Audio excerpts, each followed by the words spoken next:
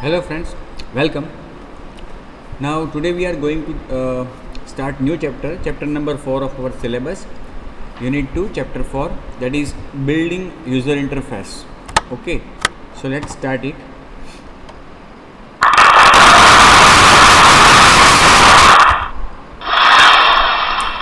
For developing an application in Android, a good knowledge of screen designing is vital. Screen or layout is the part of our application which the user will see and interact. तो एक अच्छी application बनाने के लिए, एक अच्छी application बनाने के हेतु से आपके पास स्क्रीन डिज़ाइनिंग का भी एक अच्छा नॉलेज होना ज़रूरी है, बिकॉज़ कि ये जो स्क्रीन है, लेआउट है, वो आपकी एप्लीकेशन का वो हिस्सा है, वो चीज़ है कि जो क्लाइंट को दिखने वाली है. ओके, तो जो दिखता है वो बिकता है, हम कहते हैं ना.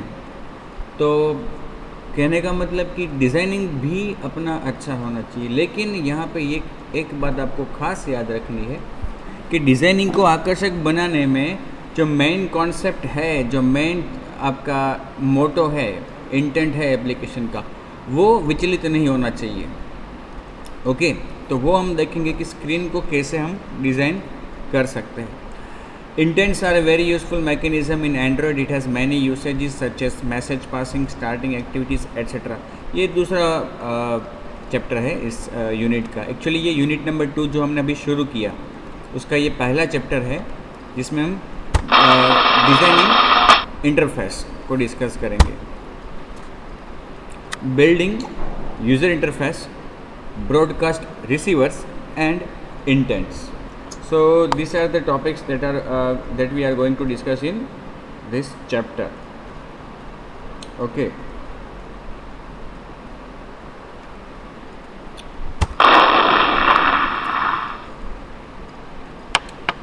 Building user interface. Fundamental of UI design. Fundamental of Android UI. Introduction, layouts. Introduction to fragments, fragment manager, creating new views, introduction to adapters. ये जो टॉपिक्स है वो सभी टॉपिक्स इस चैप्टर में डिस्कस होंगे. Okay, fundamental of user interface design, fundamental of Android user interface, layouts, ये हम इस पहले पड़ाव में डिस्कस करेंगे. सो user interface. User interface means what, कि हमारी एप्लीकेशन जब रन होती है तो क्लाइंट को क्या दिखता है, that is the screen. Client के मोबाइल के स्क्रीन पे क्या दिखता है, output, that is known as user interface. That is known as user interface. So fundamental of Android user interface design. Fundamental of user interface design. As discussed, user interface is the screen that will be in front of the user while interacting. We should design the interface in such a way that it give user a smooth experience. ये वो चीज़ है कि जो हमारे client के front में होगी, in front of the client. तो आपको ये एक इस तरह से डिज़ाइन करना है कि वो इतना भरचक ना लगे, क्लाइंट को कंफ्यूज ना कर दे कि स्क्रीन में कहाँ पे क्लिक करना है, कहाँ पे एंटर करना है. ऐसा नहीं होना चाहिए. यूज़र फ्रेंडली होना चाहिए, मतलब को देख के स्क्रीन को देख के तुरंत समझ में आ जाए क्लाइंट को क्या करना है उसको, ऐसा होना चाहिए. और उसका एक्सपीरियंस स्मूथ, मतलब कि उसको आरामदायक लगे, ज़्यादा टेंशन ना लेना पड़े. Android terminologies for programming. देखिए, जब हम प्रोग्रामिंग करने बैठेंगे तो कुछ ऐसे शब्द है, कुछ ऐसी टर्म्स है जो हमारे सामने आएगी, जिनको हम बार बार बोलेंगे, दोहराएंगे. Views, view groups, fragments, activities, service, receivers, etcetera. तो व्यूज़ शब्द का इस्तेमाल, देखो, जब हम स्क्रीन बनाते हैं और स्क्रीन खाली नहीं होती, स्क्रीन में कहीं पे टेक्स्ट बॉक्स होता है कि जहाँ पे क्लाइंट कुछ टाइप करके इनपुट करता है, कहीं पे बटन होता है कि जहाँ पे जिसके ऊपर क्लाइंट क्लिक करेगा, कहीं पे लिस्ट होता है जिसमें से आइटम सिलेक्ट करता है, कहीं पे चेक बॉक्सेस होते हैं कि जिनको वो चेक अनचेक करता है, कहीं पे रेडियो बटन्स होते हैं कि जिनको क्लाइंट सिलेक्ट करता है, दिए गए समूह में से किसी को सिलेक्ट करता है। तो ये जो मैंने अलग अलग उदाहरण दिए आपको, ये सभी व्यूज़ है। इनको एंड्रॉयड में व्यू कहते हैं। अलग अलग प्रोग्रामिंग लैंग्वेज में इसके लिए शब्द अलग अलग होता है। जैसे कि जावा में इसको कंट्रोल कहते हैं, कंपोनेंट कहते हैं, विजुअल बेसिक और ऐसी लैंग्वेज में उसको कंट्रोल कहते हैं, जावा में कंपोनेंट कहते हैं, एंड्रॉयड में हम उसको व्यू कहते हैं। ओके, फिर आता है view group. View group means what, कि ग्रुप ऑफ व्यूज़। ऐसा व्यू कि जो खुद दूसरे व्यूज़ को समावेश करता है अपने अंदर, इसलिए उसको क्या कहते हैं, व्यू ग्रुप कहते हैं। वो अलग अलग व्यूज़ को अपने अंदर समाविष्ट कर सकता है। ठीक है। फ्रेगमेंट्स दोस्तों एक अपनी पूरी स्क्रीन का एक छोटा सा हिस्सा, उसको हम फ्रेगमेंट कह सकते हैं। एक्चुअली फ्रेगमेंट एक अलग ही कॉन्सेप्ट है, अलग से ही हमें बनाना पड़ता है और फिर उसको हम स्क्रीन पे चाहे तो स्टैटिकली चाहे तो डायनेमिकली ऐड, रिमूव, रिप्लेस कर सकते हैं। मतलब स्क्रीन का एक हिस्सा, फ्रेगमेंट को हम अभी स्क्रीन का एक हिस्सा ऐसा संबोधन करेंगे। Activities represent the screen being displayed, it's like a form in user interface design. Activity वो चीज़ है कि जो रन होती है, और जो हमारा यूज़र इंटरफेस है वो एक्टिविटीज़ हम डिस्प्ले करेंगे। तो जैसे ही क्लाइंट हमारी एप्लीकेशन को रन करेगा, एक्टिविटी रन होगी और एक्टिविटी के अंदर से हमने इंटरफेस को डिस्प्ले किया होगा। तो एक्टिविटी एक्चुअली एक जावा का कोड है और जो इंटरफेस हम बनाएंगे वो ज़्यादातर केस में XML में बनाएंगे।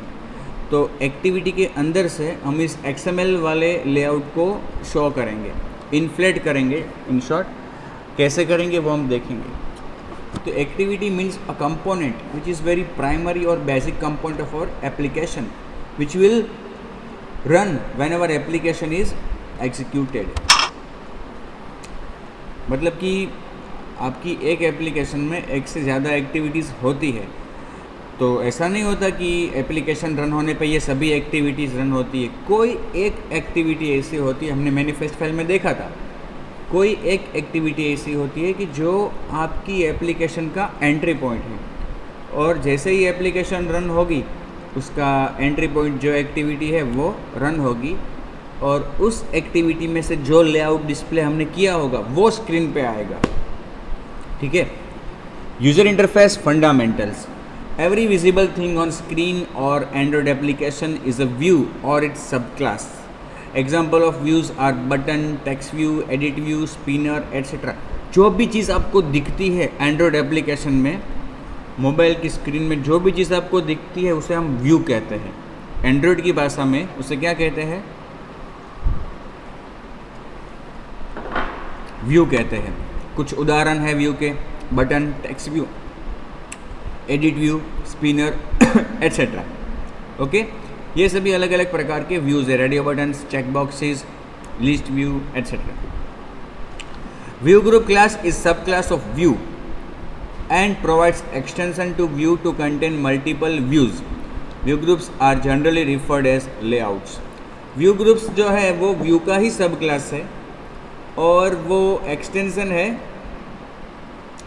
व्यू को, क्योंकि वो एक ऐसा व्यू है कि जो अपने अंदर अलग अलग व्यूज़ को समावेश करता है। तो जनरली इसको हम लेआउट्स कहते हैं। इनको दूसरे शब्दों में हम क्या कहते हैं, layouts. Assigning user interface to activities. अब देखो, आपने कोई यूज़र इंटरफेस बनाया या कोई लेआउट बनाया, उसको मैंने आपको अभी थोड़ी देर पहले बताया कि एक्टिविटी से हम शो करेंगे। लेआउट मतलब कि स्क्रीन वो डिज़ाइन करके रख दिया, लेकिन एप्लीकेशन के रन होने पे हमारा स्क्रीन दिखेगा कैसे, तो उसको शो करने के लिए हमें एक्टिविटी की जो जावा का कोड है उसमें हमें एक मेथड कॉल करनी होगी जिसमें हम उस लेआउट का रेफरेंस पास करेंगे। अब लेआउट जो है हमारा स्क्रीन, वो हमने एज ए रिसोर्स बना के सेव किया होगा अगले वीडियो में हमने देखा था कि रिसोर्स को कैसे एक्सेस करें आर के द्वारा। आर डॉट रिसोर्स टाइप मतलब कि लेआउट डॉट फाइल का नाम, तो वो जो फाइल का नेम है वो यहाँ पे हम रेफरेंस पास करेंगे। लेकिन वो मेथड कौन सी है? Set content view. एक्टिविटी के अंदर ये मेथड हम कॉल करेंगे और उसमें रेफरेंस पास करेंगे अपने लेआउट का। A new activity starts with an empty screen onto which we can place our user interface. By default जब कोई एक्टिविटी रन होती है तो उसका स्क्रीन एम्प्टी होता है, जिसके ऊपर हम कोई लेआउट को सेट कर सकते हैं।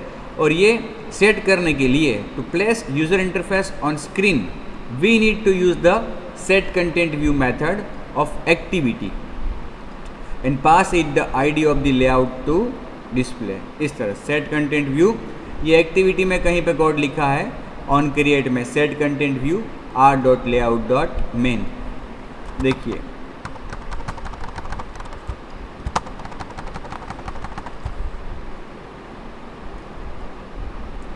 देखिए ये मेन टू एक्टिविटी, ठीक है, ये मेरी एक्टिविटी है। इसमें देखो ऑन क्रिएट मेथड, ये खुद कौन है? एक्टिविटी है। और जब एक्टिविटी रन होती है तो ऑन क्रिएट मेथड उसकी सबसे पहले कॉल होती है। उसमें हमने क्या लिखा है? Set content view R dot layout dot activity main two. अब ये एक्टिविटी अंडरस्कोर मेन टू जो है वो हमारा लेआउट का रिसोर्स होगा।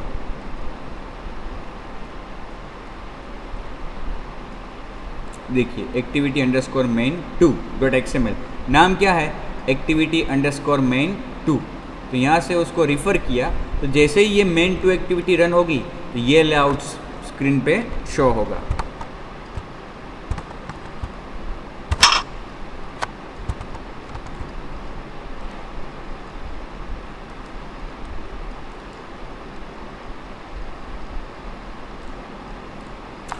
We can also pass an instance of view to the set content view. अभी हमने देखा कि सेट कंटेंट व्यू में हम किसी भी लेआउट रिसोर्स फाइल का रेफरेंस पास कर सकते हैं, मतलब कि आर डॉट लेआउट डॉट उस फाइल का नेम। इससे क्या होगा? उस लेआउट फाइल में हमने जितने भी व्यूज़ रखे हैं, डिज़ाइनिंग किया है, ओके, वो सभी व्यूज़ स्क्रीन पे आएंगे। इन शॉर्ट वो फाइल ही पूरी स्क्रीन पे आ जाएगी, लेआउट फाइल। इसलिए उस लेआउट फाइल में हमने जो भी रखा है वो स्क्रीन पे शो होगा।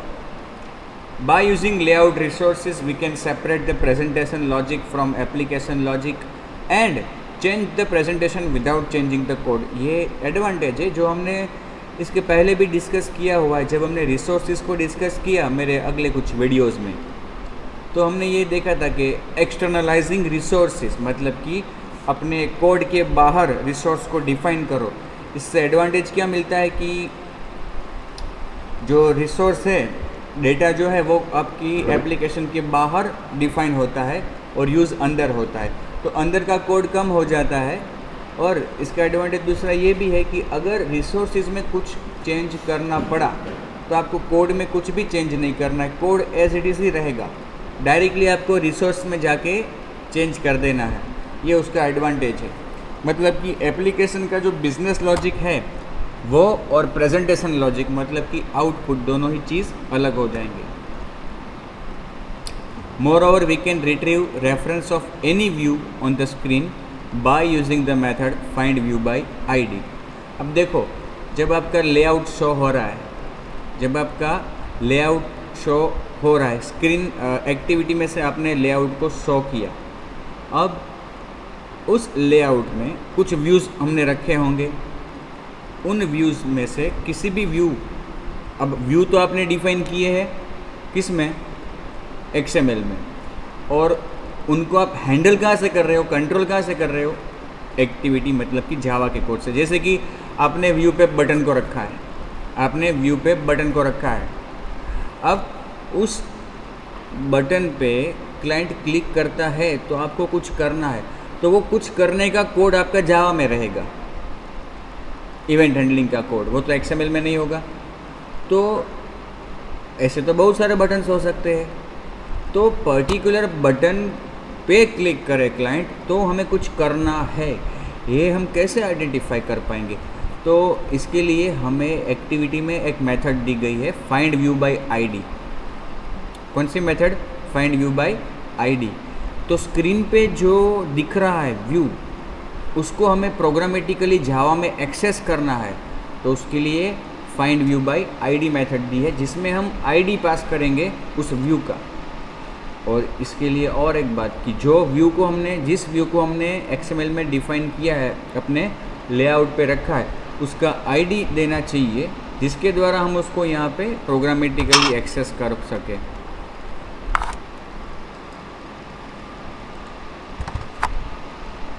देखो यहाँ पे एक छोटा सा कोड स्निपेट दिया है। देखो, आपने सपोज के टेक्स्ट व्यू रखा है स्क्रीन पे, तो उस टेक्स्ट व्यू का ID suppose my text view है, तो उसको find view by ID my text view इस तरह से हम कर सकते हैं। मैं अभी आपको प्रैक्टिकल इसका दिखाता हूँ, ठीक है, इस तरह से फाइंड व्यू बाय आईडी। और नीचे जो कोड स्निपेट दिया है वो दूसरी चीज़ का है, जो यहाँ पे हमने डिस्कस किया कि we can also pass an instance of view to the set content view. Set content view में किसी लेआउट का रेफरेंस ही पास करना ये आवश्यक नहीं है, हम किसी भी व्यू को भी पास कर सकते हैं, मतलब कि व्यू के सब क्लास को। देखो यहाँ पे क्या किया, text view my text view is equal to new text view, this set content view my text view का ऑब्जेक्ट बनाया, क्योंकि जो जितने भी व्यूज़ अवेलेबल है जिनको हम एक्सएमएल में डिफाइन करते हैं, उन सभी व्यूज़ के अनुरूप जावा का क्लास भी है। तो प्रोग्रामेटिकली भी, मेरा कहने का मतलब कि प्रोग्रामेटिकली भी हम उस व्यू को डिफाइन कर सकते हैं इस तरह से। देखो ये टेक्स्ट व्यू को हम वहाँ पे भी डिफाइन कर सकते हैं एक्सएमएल में भी, और यहाँ पे भी हम उसको रख सकते हैं।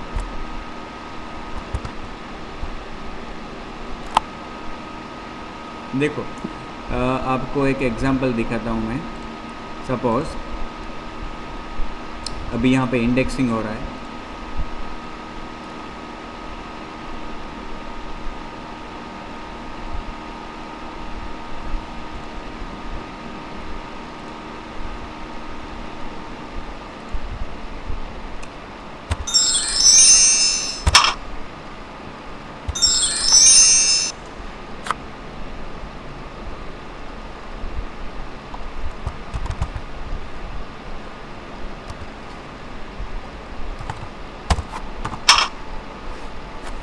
तो ये सेट कंटेंट व्यू को अभी हम देखेंगे। इसमें हम लेआउट का रेफरेंस भी पास कर सकते हैं और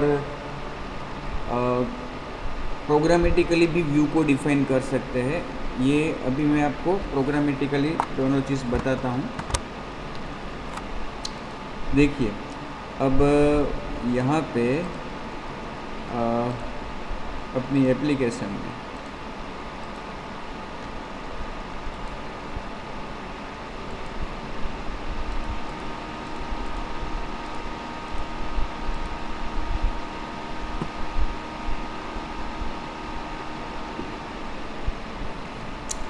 ग्रेडल बिल्ड हो रहा है।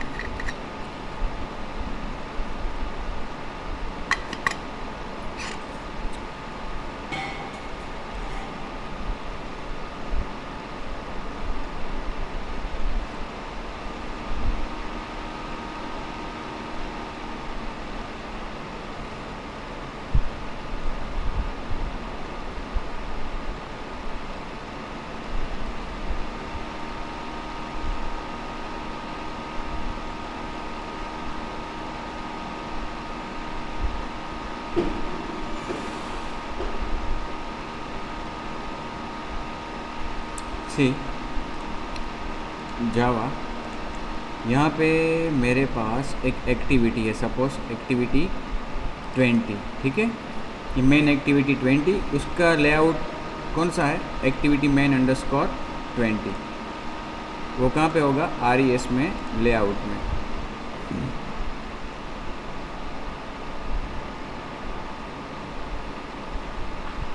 ये रहा। अभी देखो, अभी इसमें कुछ है नहीं। मैं यहाँ पे पहले एक लेआउट चेंज कर लेता हूँ। ये अभी लेआउट भी हम डिस्कस करने वाले हैं। लेआउट मतलब कि ये लेआउट फाइल में जितने भी व्यूज़ रखेंगे हम उनको अरेंज करता है लीनियर लेआउट, लीनियर फैशन में। ओके, वर्टिकल या हॉरिजॉन्टल। अब देखो मैंने यहाँ पे एक टेक्स्ट व्यू रखा है, उसका हाइट विड्थ मैं सेट करता हूँ व्रैप कंटेंट। ओके, मतलब कि ज़रूरत के हिसाब से वो व्रैप होगा, और उसको मैं एक आईडी देता हूँ। देखो मैंने आपसे कहा था कि आईडी देना ज़रूरी है। इसको मैं एक आईडी देता हूँ माई टेक्स्ट 1, ठीक है, और उस पर कुछ टेक्स्ट लिख के भी रखता हूँ मैं, this is a sample text, ठीक है, और इतना रखते हैं, ठीक है। उसको मार्जिन दे देता हूँ मैं 10 dp।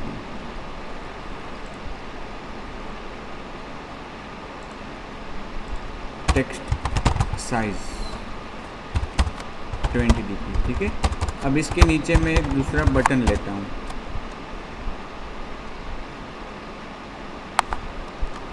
बटन को छोड़िए, एक एडिट टेक्स्ट लेता हूँ।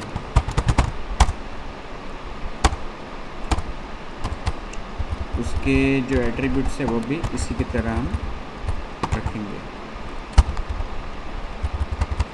अब उस पर हम टेक्स्ट नहीं लिखेंगे, उसमें हम हिंट लिखेंगे, एंटर योर नेम। अब इसको भी हमें आईडी देना होगा, आईडी माई एडिट 1, ठीक है। देखो ये दोनों चीज़ आ गई बाजू बाजू में। ओके, ऊपर नीचे लेनी है तो हमें यहाँ पे ओरिएंटेशन देना होगा वर्टिकल, ठीक है। अब क्या होगा कि इस एप्लीकेशन को मैं रन करता हूँ, मेन 20 को, यहाँ से इंटेंट फिल्टर को सिलेक्ट करके ये 20, ठीक है। अब देखिए ये जो हमारी लेआउट फाइल बनी है activity_main20, इसमें दो चीज़ लिया है हमने, टेक्स्ट व्यू और एडिट व्यू, दोनों का आईडी भी दिया है। अब हमारी एक्टिविटी से हमने क्या किया, r.layout.activity_main20, उसको सेट कंटेंट व्यू किया, मतलब कि जैसे ही अपनी एक्टिविटी रन होगी तो ये लेआउट रन होगा। अब जब ये लेआउट स्क्रीन पर रन होता है तो क्लाइंट उसमें कुछ करेगा, मतलब कि टेक्स्ट बॉक्स है तो उसको पढ़ेगा, ठीक है, उस पर कोई एक्शन नहीं लेगा, लेकिन एडिट टेक्स्ट है तो उसमें वो कुछ इनपुट करेगा, बटन रखा है तो उसमें वो क्लिक करेगा, तो वो सभी उसकी इंटरेक्शंस जो है उसको रिस्पॉन्स यहाँ से दिया जाएगा जावा के कोड से। तो देखो जावा के कोड में तो हमारे पास वो है नहीं, ठीक है ना, यहाँ पे तो वो टेक्स्ट व्यू या एडिट व्यू कुछ या बटन कुछ है ही नहीं हमारे पास। तो यहाँ पे हम क्या करेंगे, उसको एक्सेस करने के लिए अपने यहाँ पे हम वेरिएबल डिक्लेयर करेंगे, एडिट टेक्स्ट। देखो वहाँ पे जो हमारे पास एडिट व्यू है लेआउट में, एडिट टेक्स्ट और टेक्स्ट व्यू, तो यहाँ पे उसके अनुरूप क्लास है एडिट टेक्स्ट और दूसरा भी है टेक्स्ट व्यू। देखो आप लोग जावा जानते हो कि बराबर नहीं, कि ये जो हमने अभी ये किया वो हमने केवल डिक्लेयर किया है, ये दोनों ही एम्प्टी है, नल है, केवल उनको डिक्लेयर किया है। अब उनको हमें नया नहीं बनाना है यहाँ पे। एक्चुअली ये जो हमारी मेथड अभी रन हो रही होगी तब स्क्रीन पे ऑलरेडी क्या होगा, तब स्क्रीन पे ऑलरेडी ये दोनों शो होते होंगे, ओके ना। तो ये तो केवल दो वेरिएबल्स डिक्लेयर किए अभी हमने, ये हमने कुछ यहाँ से शो नहीं किया। शो तो हमने क्या किया है, कंटेंट व्यू के द्वारा लेआउट। अब जब ये कोड हमारा रन हो रहा है, यहाँ पे हम अगर है अभी, तो स्क्रीन पे क्या है, ये दोनों ही चीज़ है, टेक्स्ट व्यू और एडिट व्यू, जिनका आईडी माई टेक्स्ट 1 और माई एडिट 1 है।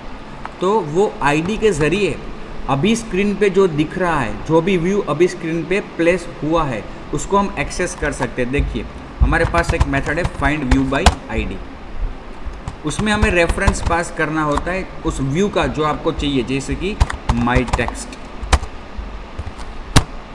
ठीक है। अब ये आपको रिटर्न करेगा व्यू। कौन सा व्यू? Text view. तो टेक्स्ट व्यू के लिए हमने कौन सा वेरिएबल बनाया है? ये। तो हम क्या करेंगे, ये जो रिटर्न करेगा उसको हम टेक्स्ट व्यू में लेंगे, is equal to text view. लेकिन एक चीज़ आपको बता दूं कि ये जो find view by ID method है ना, उसका रिटर्न टाइप है व्यू, और लेफ्ट साइड में कौन सा है? Text view. तो हमें यहाँ पे टाइप कास्टिंग करना पड़ेगा। उसी तरह से edit text is equal to edit text find view by ID r.id.myEdit।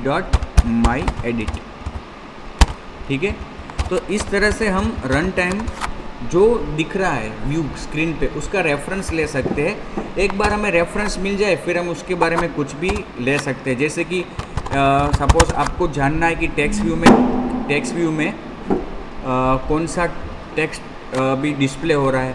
Suppose कि एक वेरिएबल लेता हूँ str is equal to text view dot get text dot to string.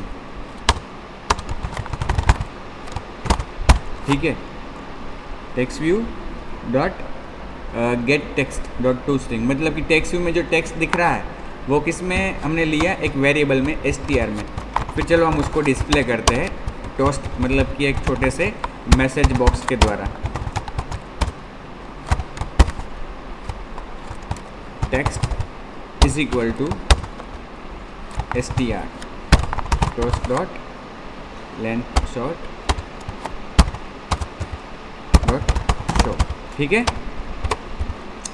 अब चलो हम इसको रन करते हैं।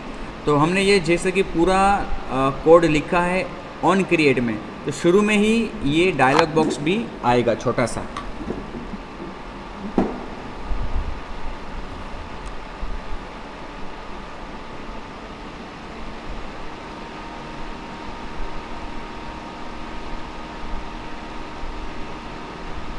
This is a simple sample text आया था। अब इसमें तो कुछ है नहीं, तो वो तो अभी आएगा नहीं। इसमें क्लाइंट इनपुट करेगा जब भी कुछ, ओके। फिर हमें उसको नीचे कुछ और बटन या ऐसा कुछ देना पड़ेगा जिसके द्वारा हम ये उसका इनपुट ले पाएंगे।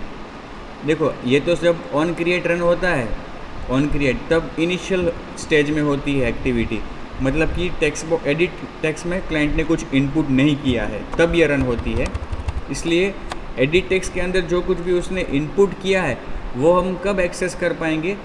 जब वो इनपुट कर ले और हमें कहे जैसे कि भाई बटन पे क्लिक करें तब, ओके। तो वो हम बाद में, या फिर चलो आपको बता भी दूँ यहाँ पे, जैसे कि आपको वो भी जानना है कि भाई उसमें जो उसने इनपुट किया है वो आपको रिट्रीव करना है बटन पे क्लिक करने से, ओके। बटन को हमने कैप्शन दे दिया क्लिक, ठीक है। देखो बटन नीचे आ गया होगा क्लिक। अब सपोज़ कि बटन पे क्लिक करें तब हमें वो एडिट टेक्स्ट में जो उसने नाम इनपुट किया है वो डिस्प्ले करना है। तो यहाँ पे ऑन क्रिएट के बाहर मैं एक मेथड डिफाइन करता हूँ, public void show name, okay. उसमें आर्ग्यूमेंट रहेगी व्यू का ऑब्जेक्ट, ठीक है। और यहाँ पे देखो string name is equal to, अब नेम किस में इनपुट किया होगा उसने? एडिट टेक्स्ट में। तो हम यहाँ पे क्या लिखेंगे? Edit text dot get text dot to string, ठीक है। और फिर हम उसको टोस्ट में डिस्प्ले करेंगे।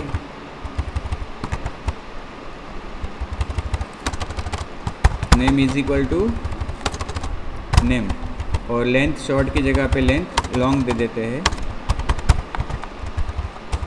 ऊपर भी लेंथ लॉन्ग दे देते हैं, ठीक है।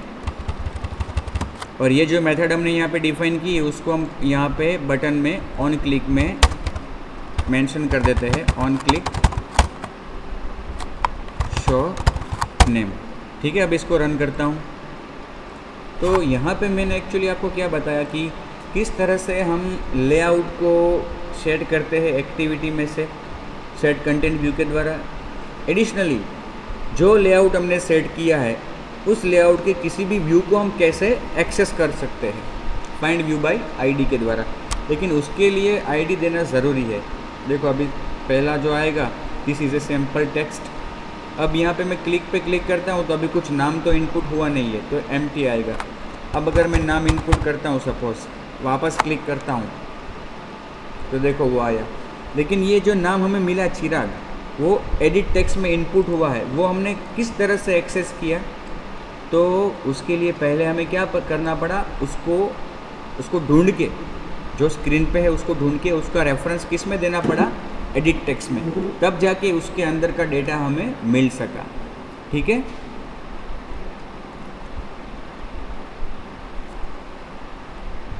ओके। तो ये एक तरीका था। अब दूसरी चीज़ जो यहाँ पे स्क्रीन पे बताई है आपको कि हम ये इस तरह से प्रोग्रामेटिकली भी हम देखो, यहाँ पे हमने क्या किया, 3 व्यूज़ को डिफाइन किए, एडिट टेक्स्ट, टेक्स्ट व्यू और बटन। ये हमने XML में डिफाइन किए है। जो अभी बात की मैंने कि हम प्रोग्रामेटिकली भी कर सकते हैं, देखो यहाँ सभी जगह पे मैं कमेंट दे देता हूँ। ठीक है, यहाँ पे भी कमेंट और यहाँ पे भी कमेंट। ठीक है, तो देखो अब जब हमारी ये इनिशियल थिंग है, इसको मैं कमेंट दे देता हूँ, तो क्या होगा कि आपकी एक्टिविटी जब रन होगी इसमें से कुछ दिखेगा नहीं। ठीक है, देखो रन करते हैं, इनिशियली एक्टिविटी होती क्या है, देखो ये तो हम उसमें से सेट कंटेंट व्यू करते हैं, अदरवाइज व्हाट इज एक्टिविटी, देखिए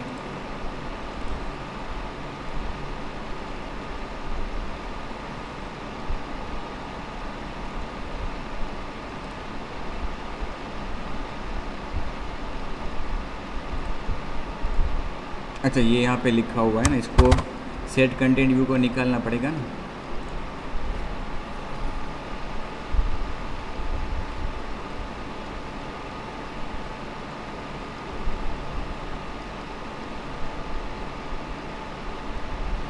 देखो ये इनिशियली आपकी एक्टिविटी का आउटपुट है, कुछ होता नहीं उसमें। ये तो हम उसमें सेट कंटेंट व्यू करवाते हैं इसलिए उसमें कुछ आता है। अब देखो मैं एक एडिट टेक्स्ट को रखता हूँ, या चलो एक टेक्स्ट व्यू को रखते हैं प्रोग्रामेटिकली। ओके, टेक्स्ट व्यू को डिक्लेयर किया। अब यहाँ पे देखो टेक्स्ट व्यू को डिफाइन करता हूँ programmatically, text view is equal to new, sorry नाम उसका text view, new text view, और उसमें आर्ग्यूमेंट पास करनी पड़ती है करंट एप्लीकेशन कंटेक्स्ट दिस, फिर text view dot set text. जो कुछ हमने वहाँ पे किया सब कुछ यहाँ पे करना पड़ेगा। क्या करेंगे, दिस इज़ क्या लिखा था, सैम्पल, लेकिन अब हम क्या लिखेंगे, this is a programmatic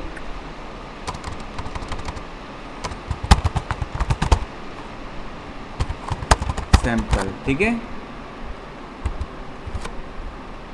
colour, फिर text view dot set text colour, colour dot red suppose, फिर text view set text size 30F, text view dot set gravity.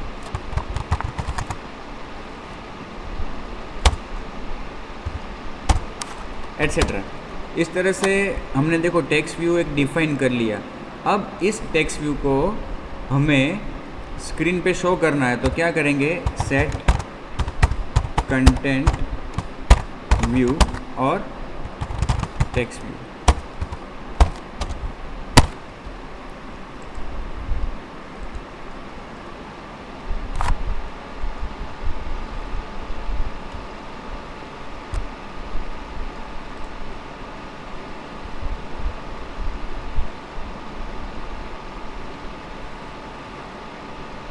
ठीक है, मुझे एडिट व्यू बनाना है सपोज, तो मैं यहाँ से एडिट व्यू बनाऊँगा, एडिट टेक्स्ट, और क्या करूँगा, edit text is equal to new edit text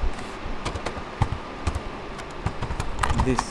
okay, फिर उसमें भी इसी के जैसे एट्रीब्यूट सेट करूँगा, यहाँ पे एडिट टेक्स्ट डॉट सेट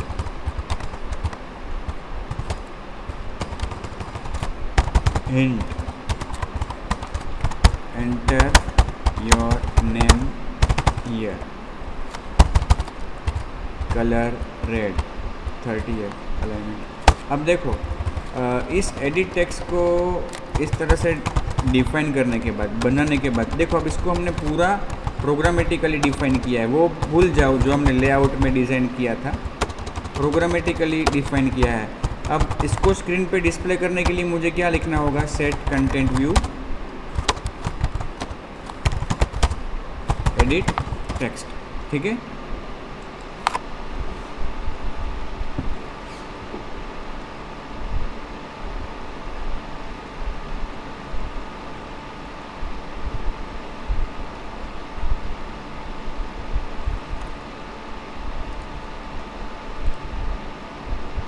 देखो ये हमारा आ गया एडिट टेक्स्ट। तो टेक्स्ट व्यू कहाँ गया, ये तो एक अकेला एडिट टेक्स्ट दिख रहा है, इसलिए क्योंकि सेट कंटेंट व्यू के द्वारा किसी एक चीज़ को हम डिस्प्ले कर सकते हैं।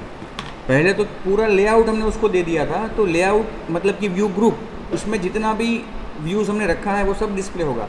लेकिन अब हम जो ऑब्जेक्ट पास कर रहे हैं वही डिस्प्ले होगा। पहले हमने सेट कंटेंट व्यू क्या किया, टेक्स्ट व्यू, फिर सेट कंटेंट व्यू किया एडिट टेक्स्ट, तो ये ओवरराइट हो गया, टेक्स्ट व्यू चला गया, मतलब कि वो आएगा ही नहीं स्क्रीन पे। अब क्या आएगा, एडिट टेक्स्ट। एक समय पे कोई एक ही चीज़ डिस्प्ले कर सकते हैं, एक ही व्यू हम डिस्प्ले कर सकते हैं। और लेआउट जो है, लेआउट वो खुद भी एक व्यू ही है, व्यू ग्रुप की जो सब क्लास है व्यू का।